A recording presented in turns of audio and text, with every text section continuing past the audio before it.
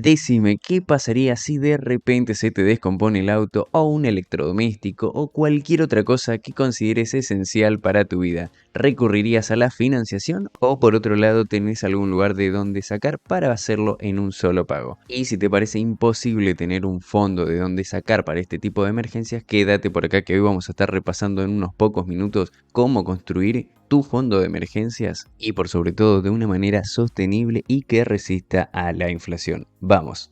¿Querés ser vos quien controla tu dinero y no él a vos? Entonces estás en el lugar correcto. Quédate y descubrí lo que tenés que saber desde cero para dominar tu economía. Encontrate con tips, entrevistas, noticias, guías y mucho más que te acompañarán en donde sea que estés. Soy Alejandro Ortiz, te doy una cordial bienvenida. Esto es Tu Coach Financiero.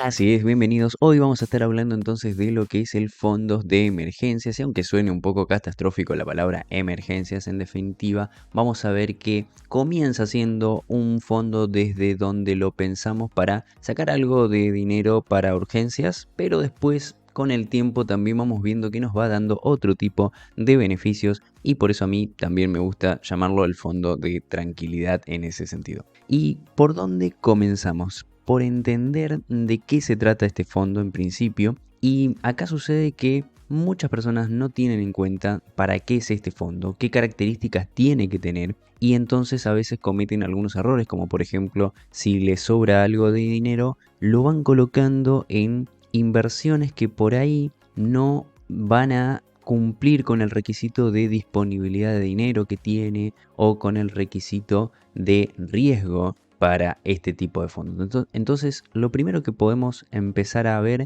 es de qué se trata y por sobre todo el para qué. ¿Cuál es el fin de tener este tipo de fondos? Y todo comienza con algunas personas que esto puede suceder tanto para personas que necesariamente empiezan a ver que les sobra algo de dinero y esto ocurre muchísimo y a veces uno habla de bueno que el país tiene inflación y demás, pero empiezan a haber personas que luego de mucho esfuerzo, trabajo y demás, empiezan a ver que algo les sobra y empieza a agarrarle, como digo yo, ese cosquilleo de decir algo tengo que hacer con este dinero, algo seguro que me estoy perdiendo. Puede ser. Me ha pasado muchísimo en varios consultantes que empieza la inquietud, digamos, comienza por ese lado. La inquietud comienza por me está yendo un poco mejor, me está sobrando algo de dinero, algo seguro que puedo hacer con este dinero, ¿sí? O algo seguro que me lo estoy perdiendo, etc. Entonces ahí es muy importante entender que este dinero que va sobrando en principio, está bueno colocarlo en algún lugar. El principio es que no saben para qué, digamos, para qué se va a usar ese tipo de dinero que va sobrando. Y acá tenemos varias cuestiones a tener en cuenta. Primero, estaría bueno que nos ordenemos, que veamos qué es lo que queremos hacer, veamos y hagamos un diagnóstico de cuánto dinero es el que está sobrando por ahora. Luego vamos a ver que es un poquito más planeada la cosa, no es lo que va sobrando, pero en principio analizar cuánto me está sobrando y qué es lo que quiero hacer con eso. Lo primero que siempre recomiendo es, o la pregunta, de hecho una pregunta en la que siempre algunas personas me quedan mirando y me dicen no tengo idea de qué es eso, es ¿tenés un fondo de emergencias? O la pregunta que hago también es si se te rompe algo ahora, en este preciso momento, el auto en el que viniste o el transporte en el que viniste, la heladera, por ejemplo, siempre pongo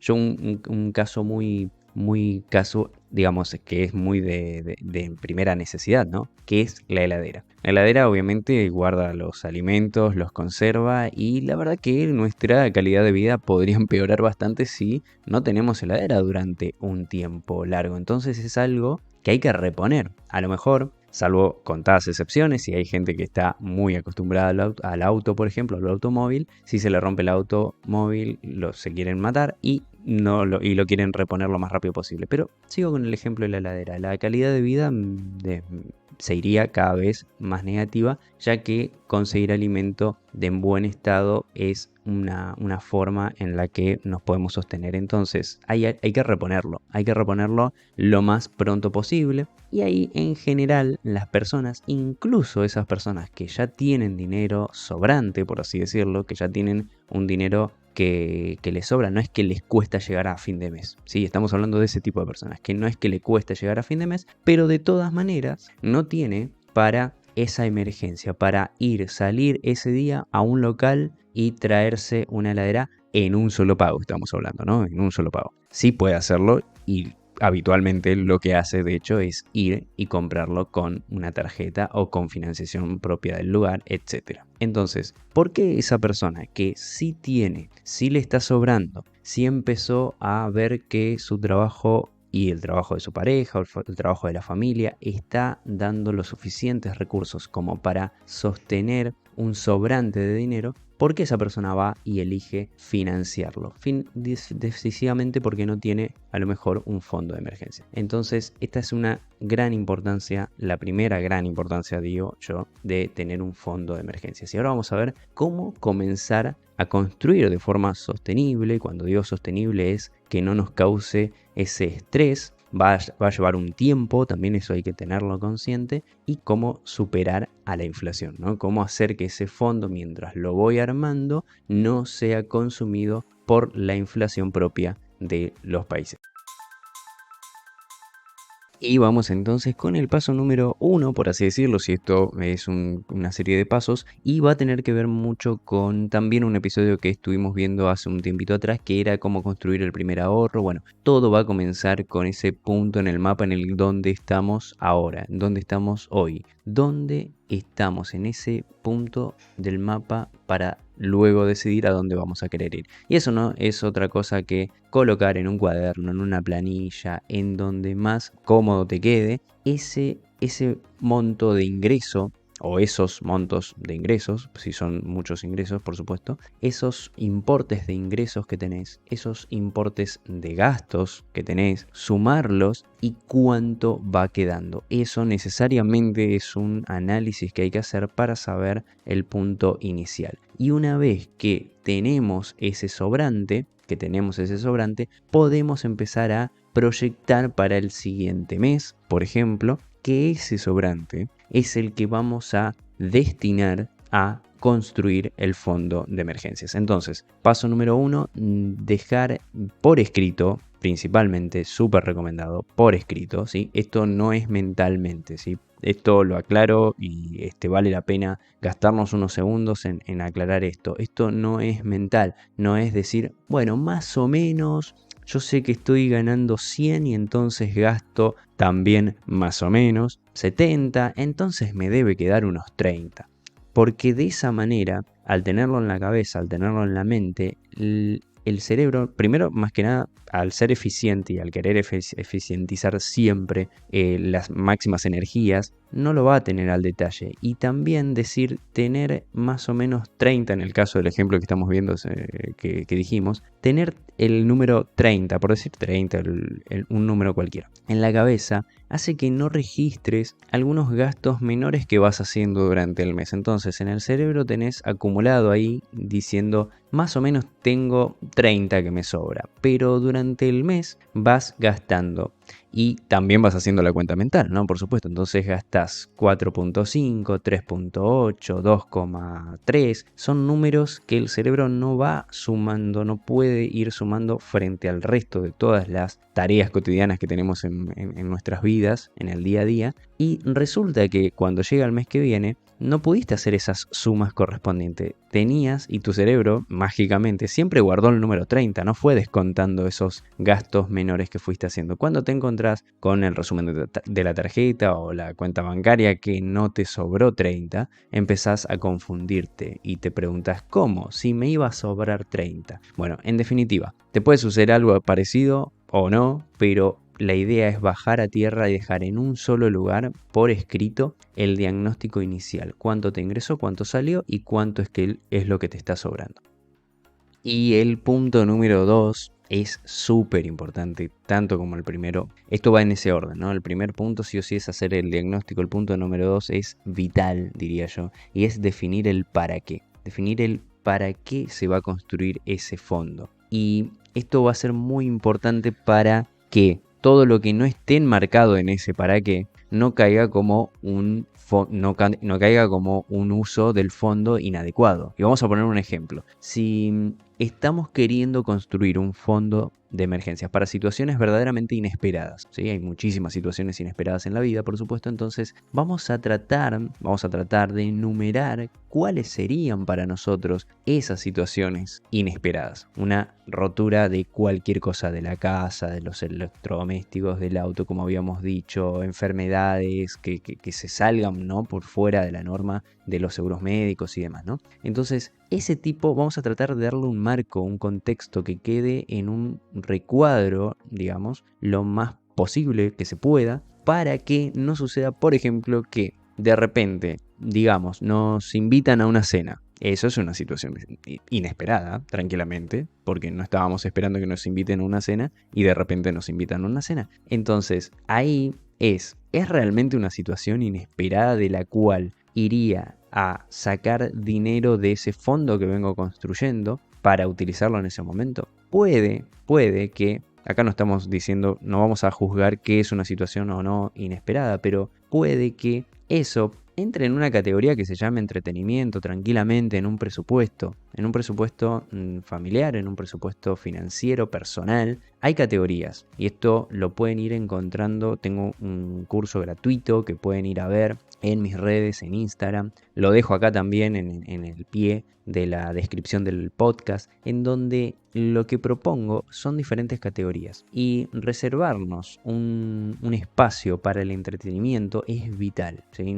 De hecho, no me lo salteo en ninguna de mis recomendaciones, siempre voy con ese dato. Entonces, esto por el tema de la cena, ¿no? Yo iría por el lado de, bueno, está bien, nos invitaron de golpe, tengo el dinero, no tengo el dinero para hacerlo, etc. Cuando hablamos de situaciones inesperadas, no se pueden prever todas, como estamos hablando, ¿no? No es que en la vida vamos a tratar de atajar todas las que podían, pero la idea es darle ciertas características, comenzando por lo que más probablemente pueda llegar a suceder. En esta categoría pueden incluirse posibles daños del ambiente, como habíamos dicho, y en este caso puede reservarse como mínimo, porque por ahí estarán pensando, bueno, ¿y cuánto? ¿Cuánto empiezo a tener? Lo recomendable en general es entre 3 y 6 meses de lo que normalmente tenemos como gastos habituales del mes. Y ahí vamos a ver cómo esto nos remonta inevitablemente al punto número 1, en donde habíamos dicho que hay que hacer un diagnóstico inicial. Si no sé cuáles son mis gastos habituales del mes, no voy a poder multiplicar un número por 6 tal que me dé el monto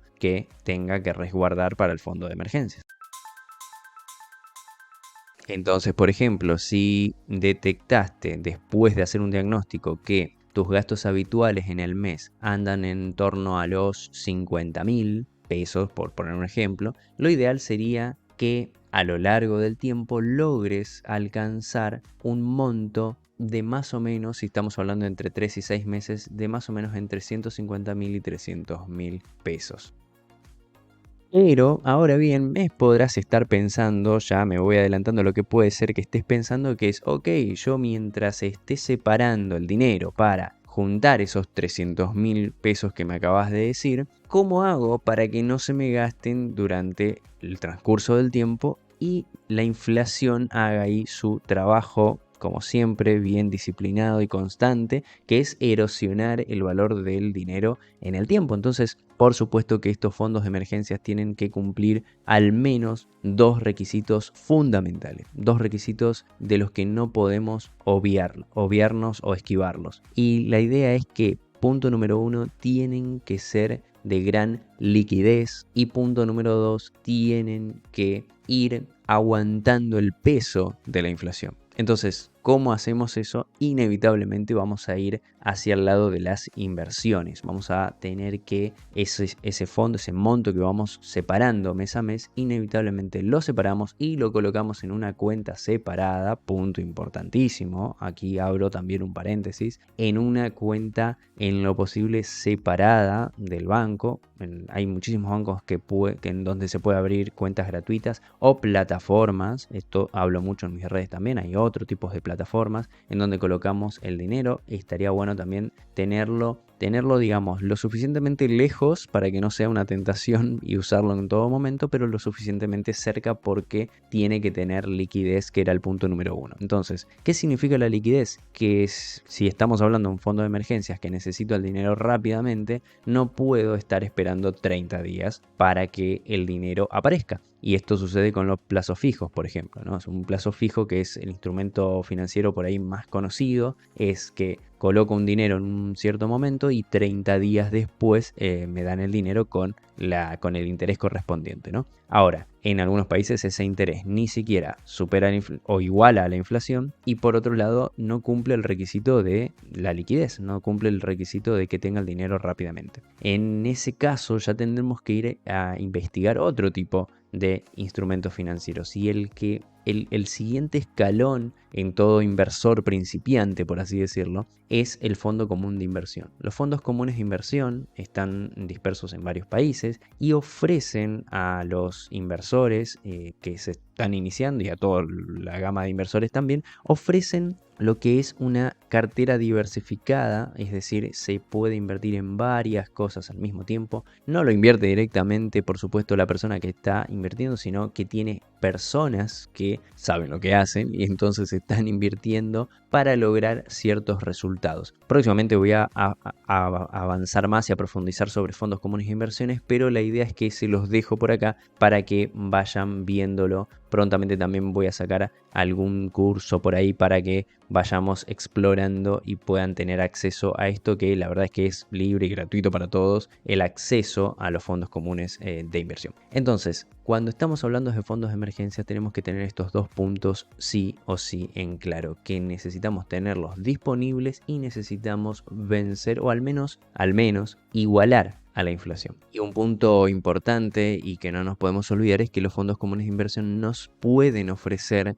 este doble objetivo que estamos cumpliendo, o que debe tener al menos un fondo de emergencia, que es que tenga liquidez. Hay fondos comunes de inversión que nos dan el dinero de forma inmediata, hay otros que nos hacen esperar un día y hay otros que nos hacen esperar 2 días, por ejemplo. Y estamos hablando de una disponibilidad bastante rápida del dinero, es decir, que nosotros enviemos la orden de que queremos usar el dinero y nos hagan esperar un día, es mucho mejor que nos hagan esperar 30 días, por supuesto, como en un plazo fijo. Y además, como hay una gama amplísima de fondos comunes de inversión, hay algunos que son más conservadores, otros que son más arriesgados, y tener en claro cuál es el objetivo va a hacer que podamos equiparar incluso a la inflación. Hay fondos comunes de inversión que incluso la promesa que hacen es que mantienen el valor de dinero en el tiempo.